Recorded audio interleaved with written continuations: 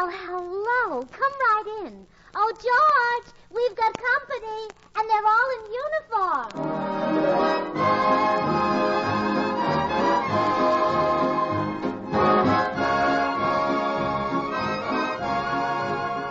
This is Bill Goodwin, inviting all you servicemen and women to enjoy another pleasant visit with George Burns and Gracie Allen, our tenor Jimmy Cash, and Felix Mills and his orchestra. And now, meet the people who live in the Burns house, George and Gracie.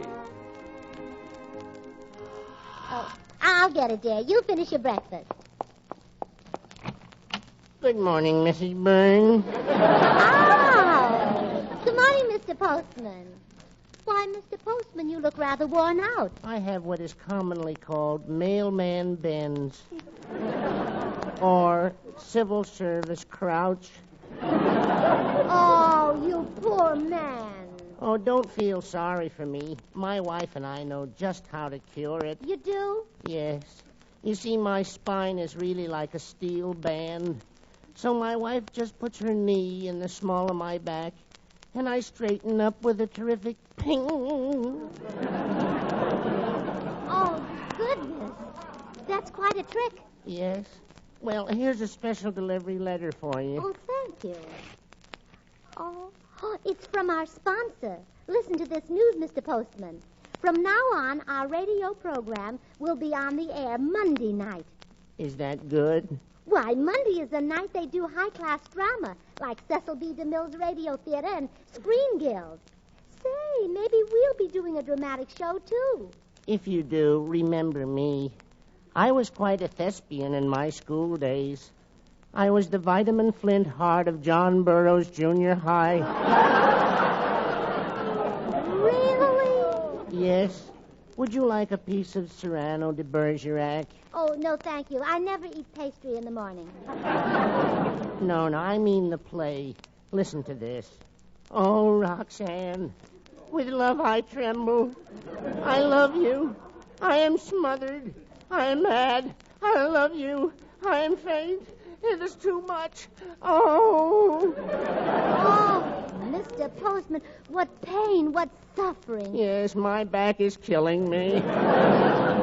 Well, good day unto thee, and remember, retain a pleasant aspect.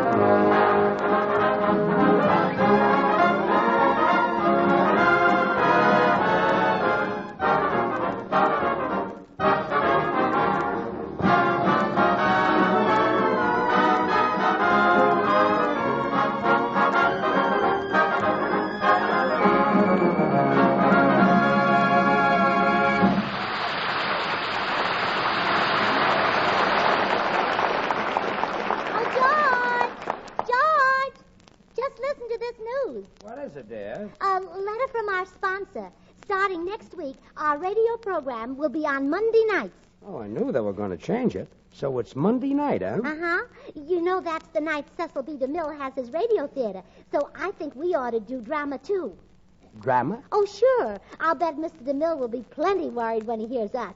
Yeah, he'll tear out hair by the handful. Yeah, and I pity the person he tears it from. Well, okay, don't worry. We're not going to do dramatics. Oh, but George, think of the great stories we can do. The story of Mrs. Parkington, the story of Mrs. Miniver, the story of Maggie Ettinger. Maggie Ettinger? Yeah, that's my beauty operator, and does she know some stories? Gracie, you may as well drop this thing right now. I'm not a dramatic actor, and I'm not going in for drama. But, darling, you have a great talent for acting. Oh, come on. Let me hear you recite something from Shakespeare. Oh, go. Oh, please, George, let me hear you do to be or not to be. That is the question. I don't know it.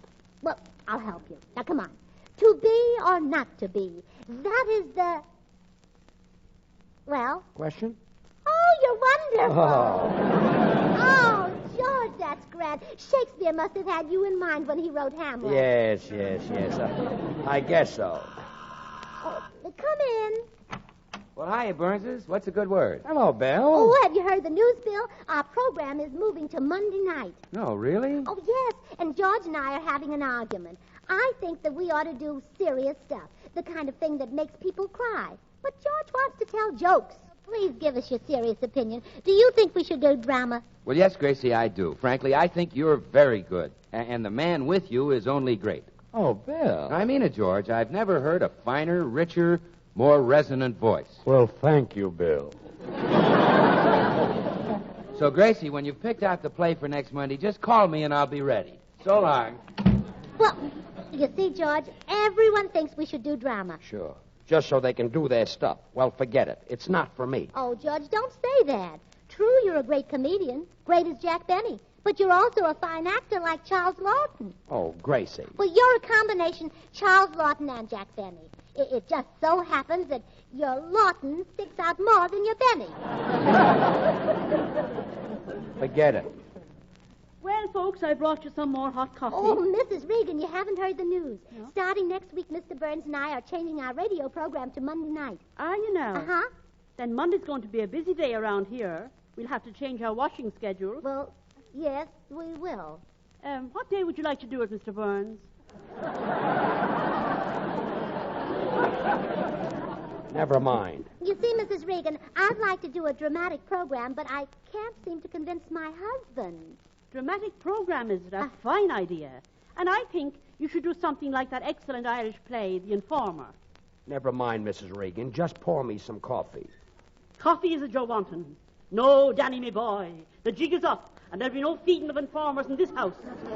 Fie on you, and the black name you brought on the honour of Ireland. Keep the snivelling little wretch covered with that gun, me girl, while I go out and call for help. Help! Help! Help!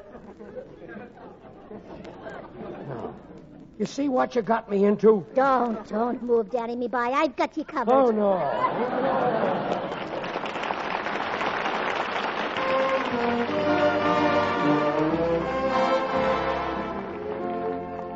Jimmy Cash, our young tenor, sings for you A Little on the Lonely Side. Jim? I'm a little on the lonely, a little on the lonely side. I keep thinking of you only and wishing you were by my side. You know, my dear, when you're not here, there's no one to romance with. So if I'm seen with someone else, it's just someone to dance with. Every letter that you send me, I read a dozen times or more. Any wonder that I love you more and more? Oh, how I miss your tender kiss and long to hold you tight.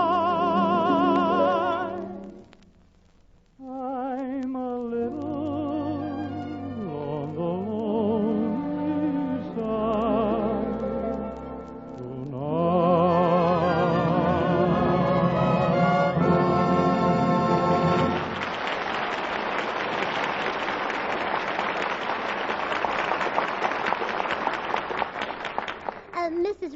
now that our radio program is moving to Monday night, George has simply got to do drama.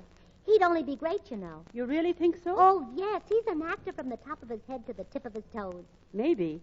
But it's that stuff in between you got to worry about. Well, anyway, I've sent for a dramatic coach to come over and teach George a few things. Like what? Well, now, for example, Lionel Barrymore has great facial expressions. Yeah? She'll give him that. Herbert Marshall has great diction.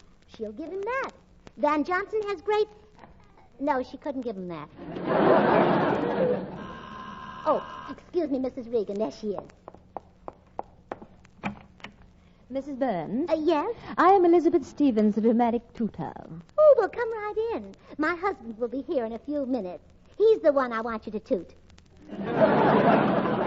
Oh, I see. Meanwhile, perhaps you'd like a sample of my ability. Yeah, well, all right. Now, here's my impression of a famous personality you're sure to recognize. Hello, Mother. Hello, Father. The colour lilies are in bloom again. Such a lovely flower, suitable for any occasion, really it is. Oh, that was wonderful. It sounded just like her. Thank you. And next I shall recreate a very popular Academy Award winner. Mr. Skeffington, I hate you. I hate you for what you did to my brother. You beast. I never loved you, Mr. Skeffington. I married you for your money. You fool. Oh, that was wonderful. Simply wonderful. Who was it? That was Miss Davis. Oh, yeah. Oh, of course. But I didn't know Joan was in that picture.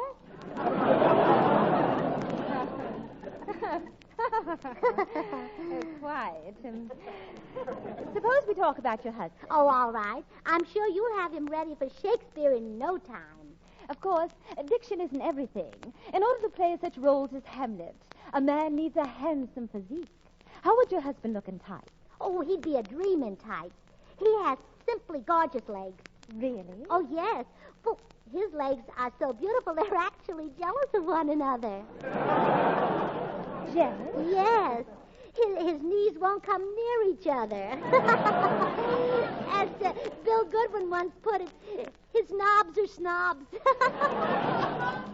Well, I can hardly wait to see your husband in tights. However, first I shall concentrate on his speaking voice. I must teach him to project pear-shaped tones from his stomach. Oh, well, that'll be easy. He has a pear-shaped stomach. Hello, dear. Oh, you've got company. Oh, yes. I'd like you to meet Elizabeth Stevens. How do? How do? Please, not how do. You should say how do you do. Do. Nice and round. Project. Ooh.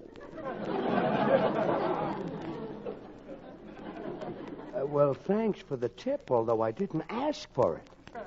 No. You didn't ask for it. Ask. You're darn right I didn't. And what's more, where do you come off? George, come in the den a minute. Okay. Didn't ask. Ooh. What's the idea of that dame picking on the way I talk? Say, has she got something to do with that dramatic idea of yours? Why, no, George. Who is she? Why, she's our new laundress. Laundress? She, and I almost insulted her.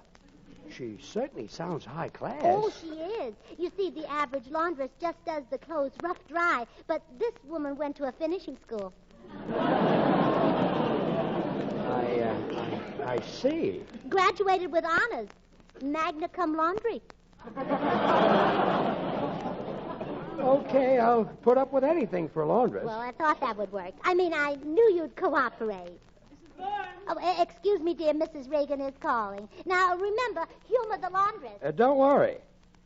Gosh, a laundress of our own at last. Now I can get my long underwear washed without waiting until summer to get them back. I'll take the underwear in and ask her. Well, Miss Stevens, my wife just told me all about you. Oh, splendid. I'm sure our association will be a happy one. Yeah, me too. I brought these out to show you. Those? Oh, yes. Your wife said you look quite handsome in them. She did?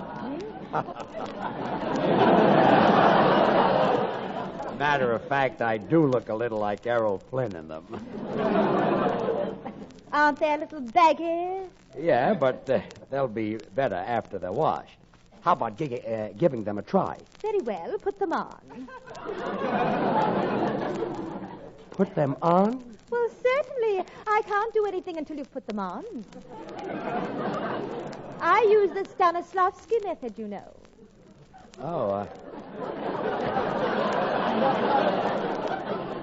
I guess I'm more used to the Chinese hand method.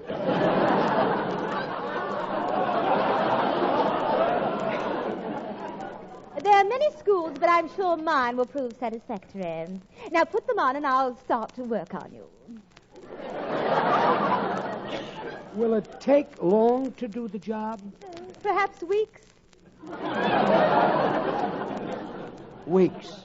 Well, you seem surprised. I spent months on Gary Cooper. Well, his are much longer than mine. I beg your pardon. Oh, I'm not trying to tell you how to run your business, but what do I do while you're working on me? Just stand there? Of course not. You walk up and down and say, "How now, brown cow, browsing in the green grass."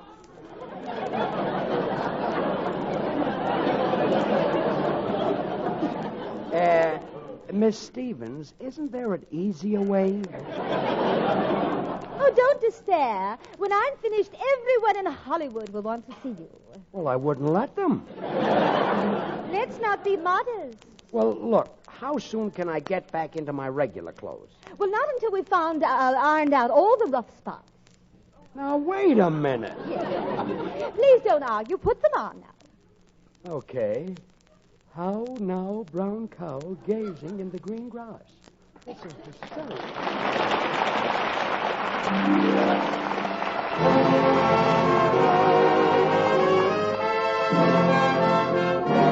Time for Felix Mills and his orchestra with We Hear the Very Thought of You.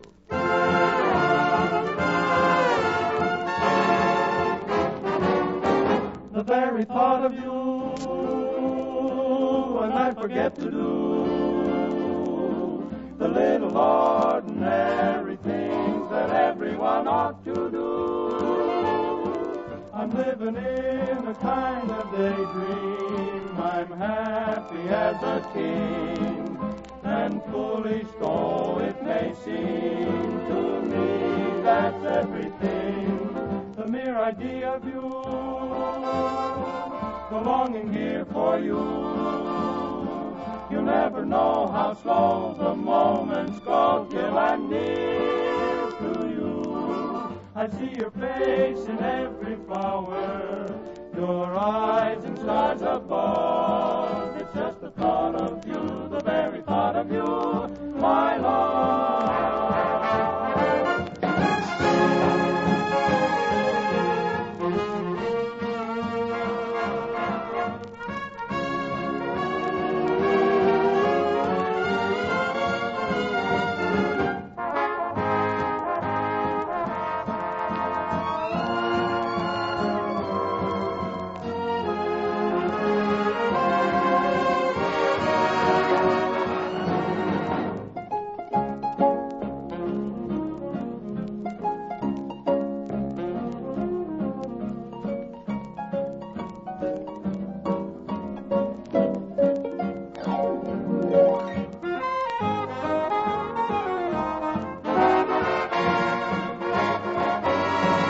The very thought of you,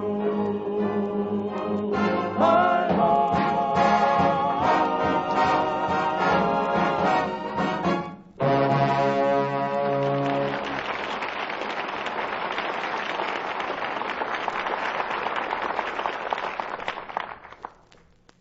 Gracie, darling, how's Mr. Burns getting along with the dramatic teacher? I didn't dare tell him she was a dramatic teacher. He thinks she's a laundress. That way she can still correct his speech and everything without him getting wise. Mrs. Burns, you've always managed to get around your husband. Yes, but it's getting to be quite a trip.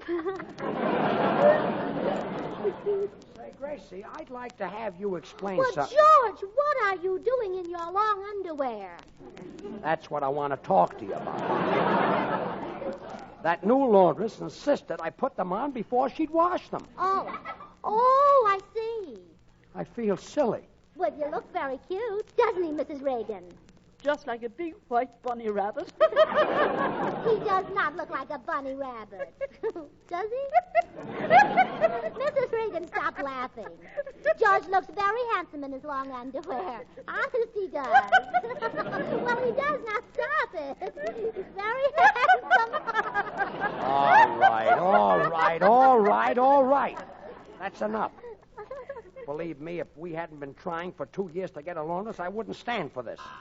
Oh, gosh, someone's at the door. Oh, it's only Bill Goodwin. I saw him through the window. You see what he wants, George. Mrs. Reagan and I are busy in the kitchen. Come on, Mrs. Reagan.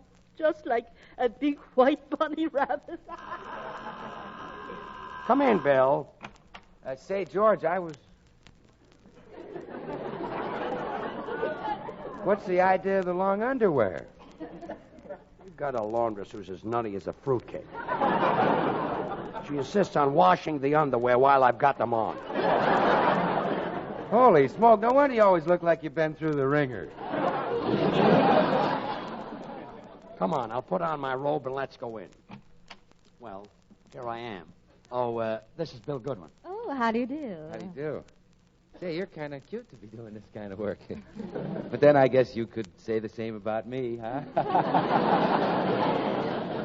Are you, Well, I've done a few things of my own. Yes, just light things. Oh, where did you do them? At the Pasadena Playhouse?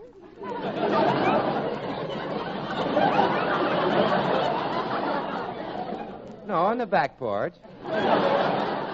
Back porch?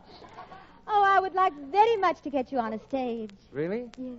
I'd like very much to get you on a back porch. Young man, I am a dramatic teacher. What? Yes. Then why did you want me to put on the long underwear? I thought they were your tights. Well, sister, if those are tights, his skin is awful loose.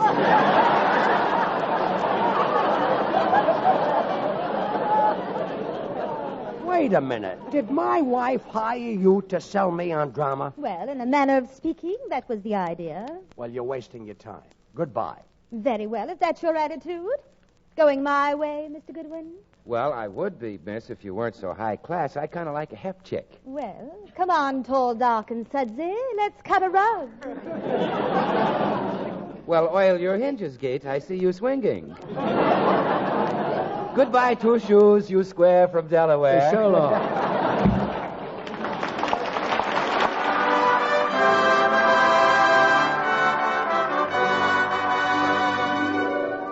Jimmy Cash comes to the microphone now to sing the new Cole Porter ballad, I Love You.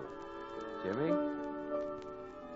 I love you, hums the April breeze.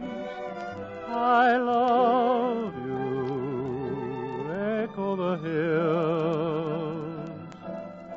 I love you, the golden dawn agrees, as once more she sees daffodils. It's spring again, and birds on the wing again start to sing again the old melody. I love you, that's the song of songs, and it all belongs to you and me. It's spring again, and birds on the wing again start to sing again the old melody. I love you, that's the song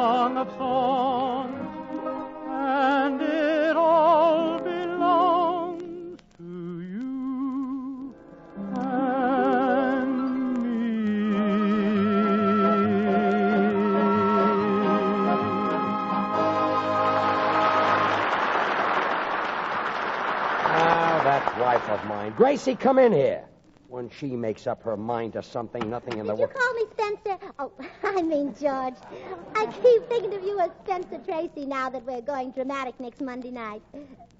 We're not going dramatic next Monday or any of the following Mondays. No? No, and another thing. I found out you lied to me about that laundress. Oh, yes. Yes, I lied to you. But I won't do it again. I swear I won't. You were right. I was wrong. I've been a foolish, headstrong girl, but from now on I'll obey. I swear I will. Your slightest wish is my command. Don't hate me, George. Beat me, kill me, but don't stop loving me. Oh, don't stop loving me.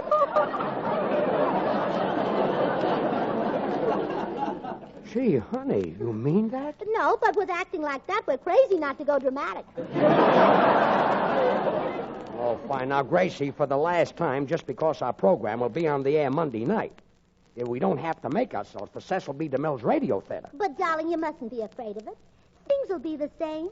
You'll still take your bows, your applause, my salary. Nothing doing. Oh, but, George, I want you to be famous. I want you to have stature and dignity. I don't like what people are saying. What are they saying? Oh, they're saying, look, there goes the husband of Gracie Allen, the comedian. I don't like that. Don't? No, I want him to say, look, there goes the husband of Gracie Allen, the actress. There's no use talking, Gracie. I'm sticking to comedy, and I've got a great joke for next week. So I'll say to you, W.C. Fields fell down the steps last night with 2 quarts of liquor and didn't spill a drop. Then you say, how come? And I say, he had it in him.